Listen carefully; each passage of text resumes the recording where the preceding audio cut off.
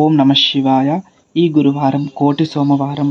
ఏంటా గురువారం అంటారు, కోటి సోమవారం అంటారు, ఏమిటి వింత?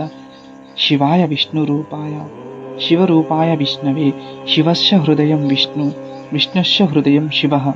శివకేశవులకు భేదం లేదు. విష్ణు ఎప్పుడు శివనామ స్మరణలో ఉంటాడట. శివయ్య విష్ణు ధ్యానంలో ఉంటాడట.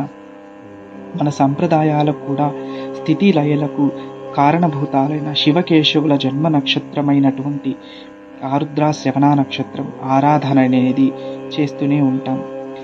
ప్రతి మాసంలో శివయ్య ఆరుద్ర నక్షత్రంలో రోజున ప్రాతకాల అభిషేకం చాలా విశేషమైనది.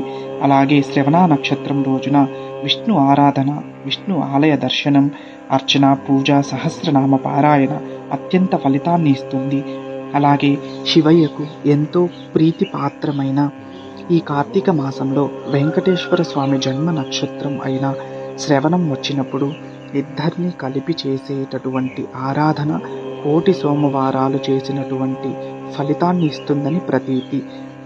అలా ఈ 2025లో అక్టోబర్ 30వ తేదీన సూర్య ఉదయంతో కూడుకున్న శ్రవణ నక్షత్రం ఉంది.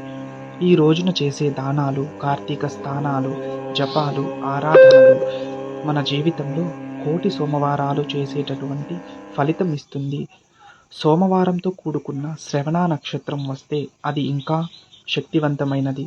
కానీ ఈ ఏడాది మాత్రం గురువారంలో కూడుకున్నటువంటి శ్రవణ నక్షత్రం ఈ కార్తీకంలో మనకు వచ్చింది. కార్తీక మాసం చేయలేకపోతున్నాం అనే వాళ్ళంతా ఇలాంటి విశేష పర్వదినాన్ని ఉపయోగించుకొని ఆధ్యాత్మిక ఆనందాన్ని పొందండి. మీకు కుదిరినంతలో, మీ మనసుకు నచ్చినంతలో శివకేశవుల ఆరాధన చెయ్యండి. ఇవన్నీ చెయ్యలేకపోతే ఏదో కోల్పోయినట్లు కాదు. కార్తీక మాసంలో ప్రతిరోజు విశేషమే. ఉపయోగించుకునే తపన, శక్తి మీలో ఉండాలి అంతే. హర హర మహాదేవ్.